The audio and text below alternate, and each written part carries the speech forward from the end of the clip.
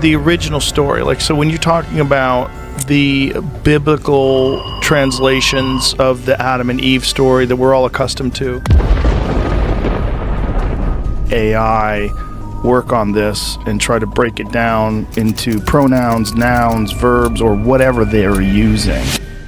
What if the Garden of Eden story you've always heard was only half the truth? No snake, no apple, just radiant beings from a realm of light manipulating humanity from the very beginning, and the texts that revealed this buried band. But now AI has started to decode what was never meant to be read. By the end of this video, you'll understand why some scriptures were never allowed in your Bible. And it seems Joe Rogan might agree with that too.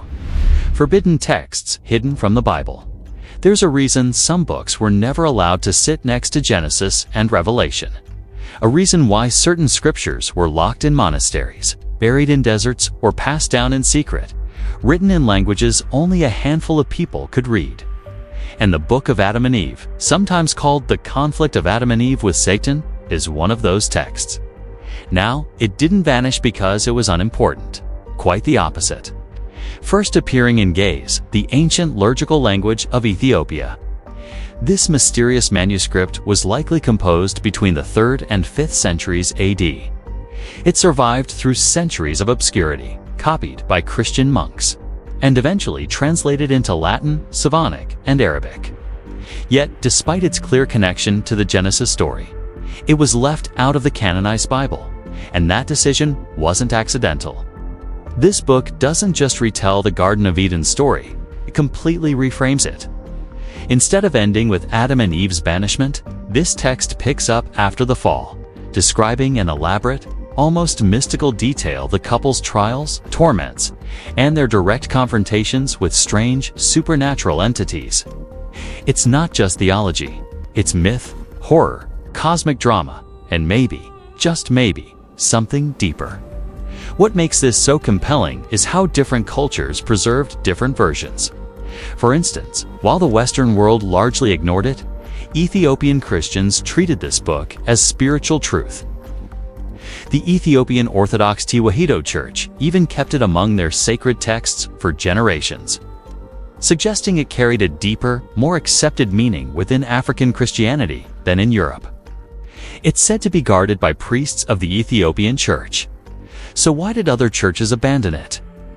When the church began standardizing scripture during major gatherings like the Council of Carthage in 397 AD, they decided what was divinely inspired and what wasn't.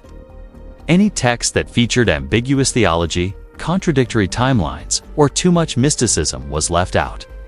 That included writings that portrayed Satan not just as a tempter, but as an active cosmic enemy involved in ongoing battles with Adam. The Book of Adam and Eve didn't fit the polished story the church wanted to tell.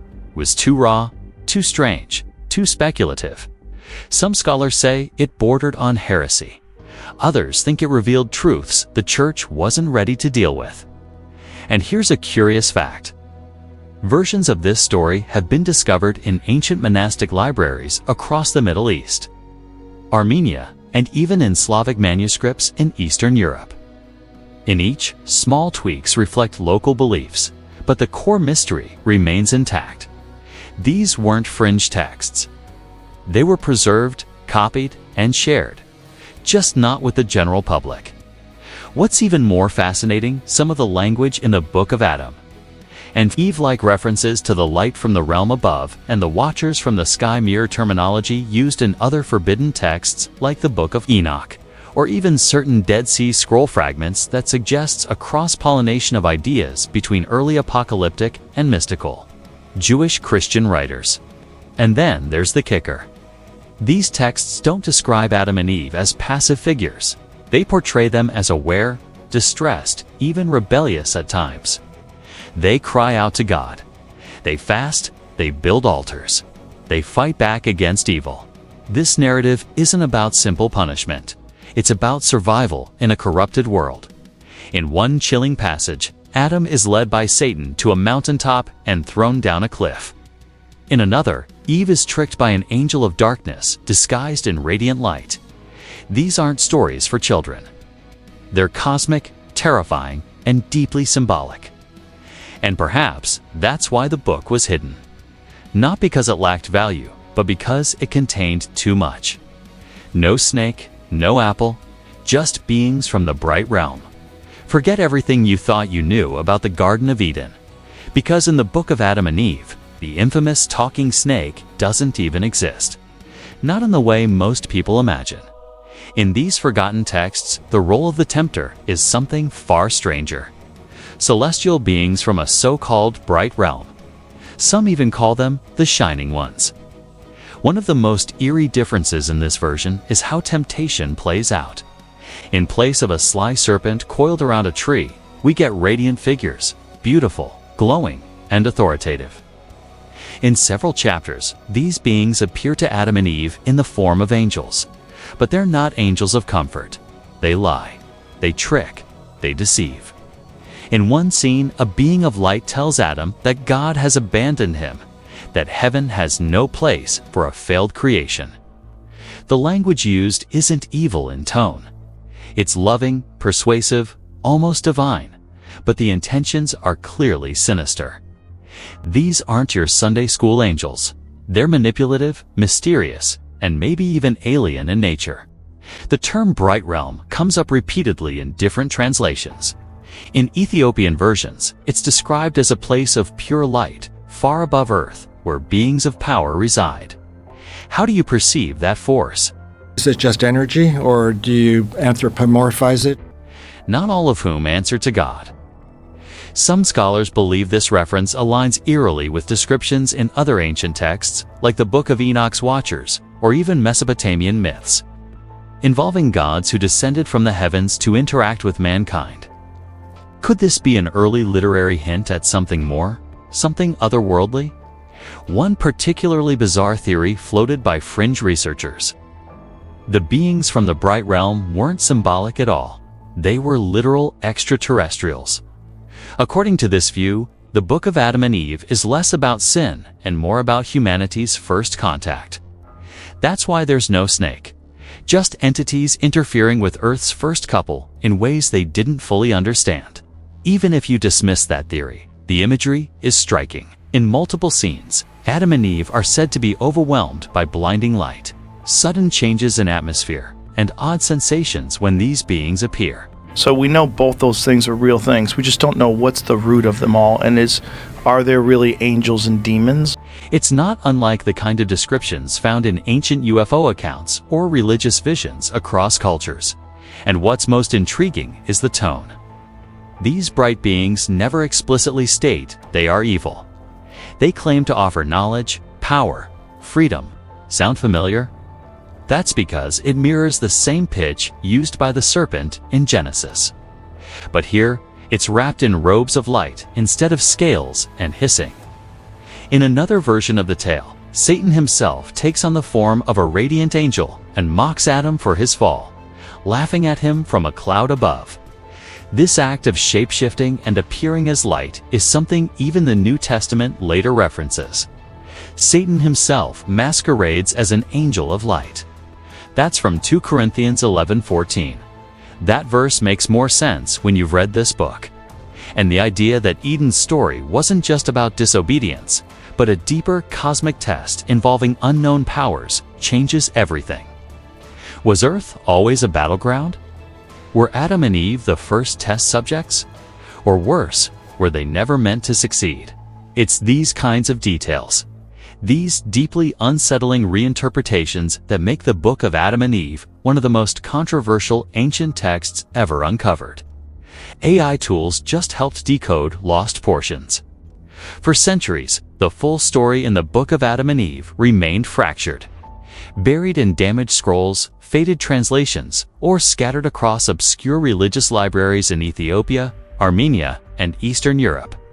Even the copies that survived were often incomplete, riddled with missing lines, corrupted syntax, and centuries of scribal errors. Scholars tried for decades to piece together the puzzle, but they were always missing something. Then AI stepped in. Over the past few years, a quiet revolution has been happening in the world of ancient texts. Teams from institutions like Oxford University, in collaboration with Google's DeepMind, have been using machine learning to help decode, restore, and contextualize long-lost historical documents. The artificial intelligence that powers Ithaca is based on cutting-edge technology developed here at Google's DeepMind. One of their most groundbreaking tools is called Ithaca, an AI trained to read damaged or fragmentary ancient scripts and suggest accurate restorations, even identifying their possible locations and dates of origin. Originally tested on Greek inscriptions, Ithaca stunned scholars when it began predicting missing words in context with up to 72% accuracy, far beyond anything ever achieved manually. Ithaca's networks replicate some of the work done by historians, analyzing what an inscription says to fill in missing words. But it didn't stop there. Scholars began training similar models on lesser-known languages like Gaze, Syriac, and Coptic, the very scripts in which the Book of Adam and Eve and related apocryphal texts were preserved. As a result, AI began to breathe life back into texts long considered broken beyond repair.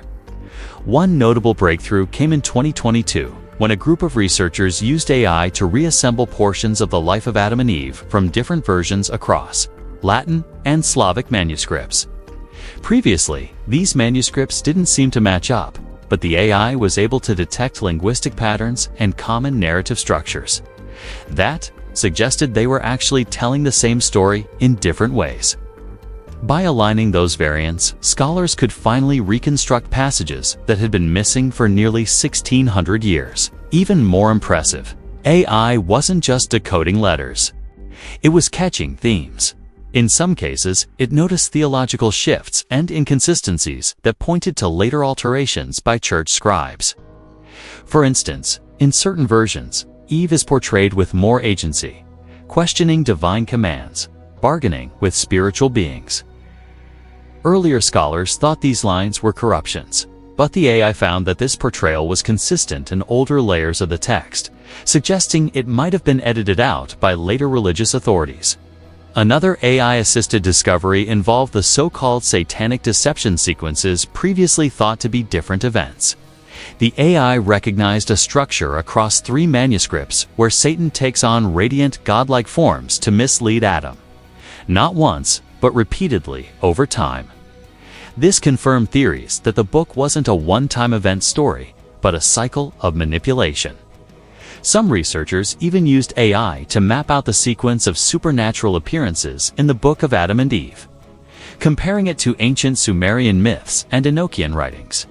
What emerged was a strange web of similarities. When the text of an inscription is entered, Ithaca provides options for any missing words along with probabilities for each guess. Beings descending in light, offering forbidden wisdom only to twist reality around the humans who accept it. And here's the kicker. AI helped detect entire missing chapters based on thematic gaps and abrupt narrative shifts.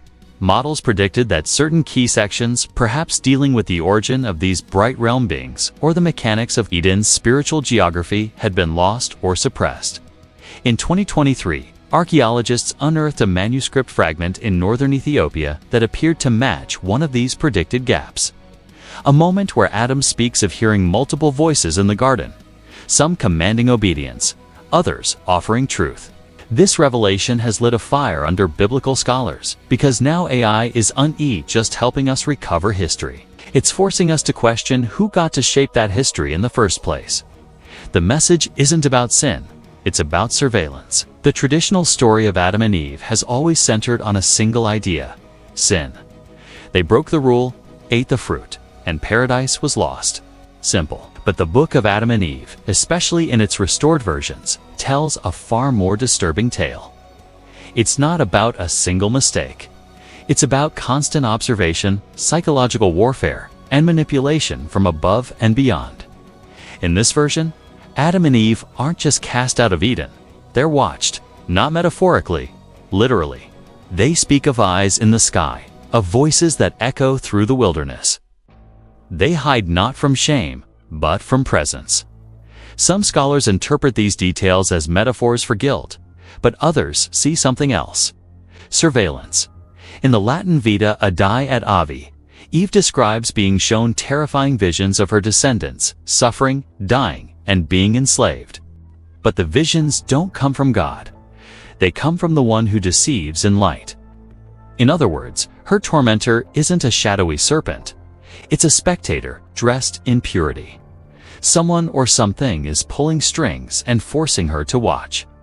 These scenes have led to wild theories, some even suggesting that the garden was less a paradise and more an experiment. That Adam and Eve weren't banished out of anger, but because the test was over. They had been pushed, watched, manipulated, and finally expelled. Further fueling this idea is the recurring phrase in some Ge'ez manuscripts: "He who monitors the dust." Adam is made from dust, and the being who tempts him refers to watching his form from before he was animated. That implies foreknowledge, planning, and design. In these texts, Satan doesn't just show up post-fall. He's already there, lurking, planning. And the bright beings aren't reacting to rebellion, they're initiating it. Over and over again, Adam and Eve are offered truth, freedom, sight, but only if they abandon their Creator. This isn't temptation. It's a psychological operation, a stress test of loyalty under invisible pressure. Even more disturbing is how pain is used. Adam and Eve are subjected to long fasting, starvation, hallucinations, and even self-harm. Rituals that echo ancient initiation ceremonies. But they're not initiated by God. They readjust, hoping He's still watching, because by this point, they're not sure who is observing or why. The life of Adam and Eve also contains a controversial passage where Adam speaks to his son Seth and warns him that Earth is not what it seems. He claims that there are those who rule the winds and observe the waters, and that you must not speak aloud where the watchers roam. Some interpret this as early animism, but others believe it reflects a form of ancient spiritual paranoia, a belief that even your thoughts were being monitored. And that brings us to perhaps the most chilling idea: the notion that humanity's fall wasn't a crime, but a provocation. That Eden wasn't paradise, but a controlled environment designed to observe behavior under pressure. Some theorists have even linked this to Gnostic ideas that the Creator was not truly benevolent, but a demiurge, a lower power enforcing limitations on spiritual beings like Adam and Eve. Under this reading, the snake didn't cause the fall. He triggered the awakening. These interpretations might sound fringe, but they're grounded in actual textual analysis. Scholars like Andrei Orlov and Michael Stone have written extensively about the surveillance themes in apocryphal literature. And with AI restoring more and more lost content, the themes only get clearer. Maybe that's the real reason the Book of Adam and Eve was hidden. Not because it contradicted the Bible, but because it decoded it. Why was it left out of the Bible? The question has haunted scholars for generations. If the Book of Adam and Eve was so widely preserved, copied in multiple languages, and even referenced in other early Christian writings, why wasn't it included in the Bible? The answer lies in a mix of politics, theology, fear, and something deeper that most never dare to touch: the need for control. To understand this, we have to go back to the chaotic early centuries of Christianity. Back then, there was no single Bible. Early Christianity was not a monolithic movement with a tidy, agreed-upon set of sacred books and beliefs. Far from it. Different communities had their own collections of sacred texts, some overlapping, many wildly different. In Alexandria, scrolls circulated that painted God as a remote architect. In Jerusalem, texts emphasized divine justice. And in the deserts of Egypt and Ethiopia, strange books like the Book of Enoch, the Book of Jubilees, and the Book of Adam and Eve were read with equal reverence. It wasn't until the late 4th century that the church decided it needed one unified narrative. That meant choosing which books to keep and which to bury. The Council of Carthage in 397 AD is often pointed to as the moment where the modern biblical canon began to solidify in the West. Church leaders debated which texts aligned with doctrine, which ones were too confusing, and which ones were outright dangerous. The Book of Adam and Eve didn't stand a chance. Why? First, its message was too weird. It didn't follow the clean linear arc the church wanted to teach. Creation, fall, punishment, redemption. Instead, it spiraled into surreal scenes, cosmic beings, psychological torment, and spiritual ambiguity. Adam and Eve weren't just sinners. They were victims of something far bigger and more confusing than a snake and a tree.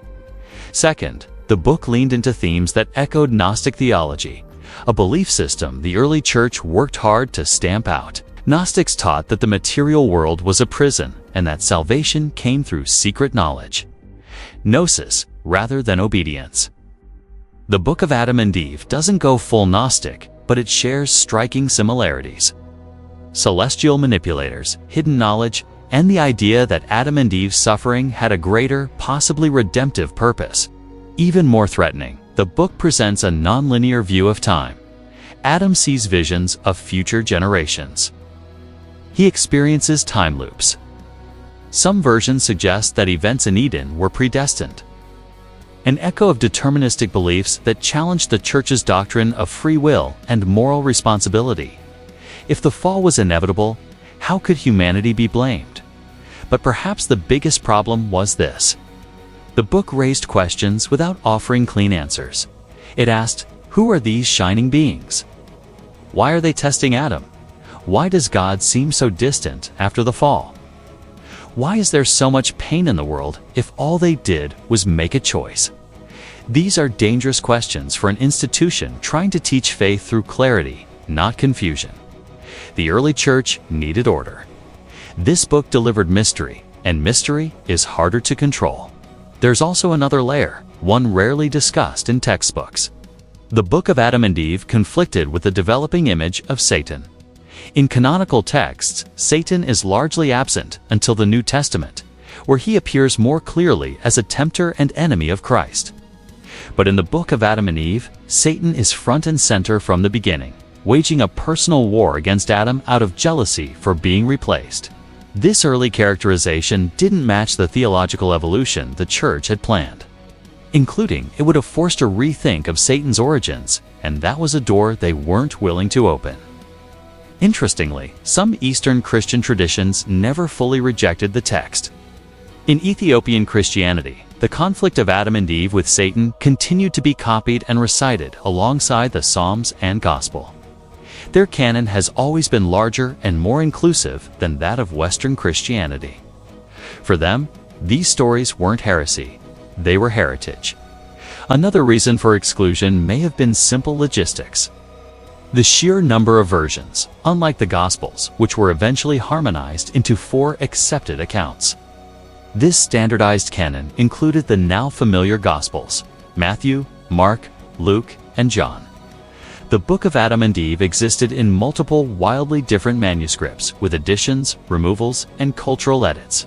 The Latin version, the Slavonic version, the Ethiopic version.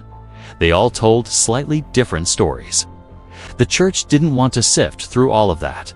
They wanted certainty, consensus, standardization. And here's a striking modern parallel. Just like the early church filtered out texts to craft an official narrative, today's information ecosystems do the same. We curate what people see. We suppress what doesn't fit.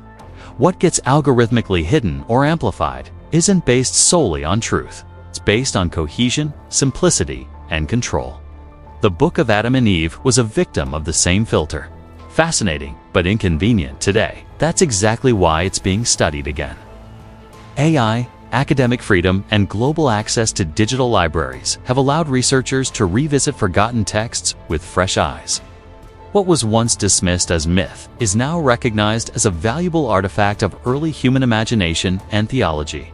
A spiritual fossil preserving not just a story, but a mindset, a fear, a hope, a question. Was Eden a paradise or a trap? Was the fall a failure or the beginning of awakening? And most importantly, if we were being watched then, are we still being watched now? The Book of Adam and Eve doesn't answer these questions. It doesn't try to. Instead, it whispers, it hints. It dares you to look past the clean pages of the modern Bible and ask what else was left out. And more disturbingly, why? And if forbidden texts like this exist, how many more are still hidden? Drop your thoughts below, because this story is far from over. What if the truth was edited out on purpose?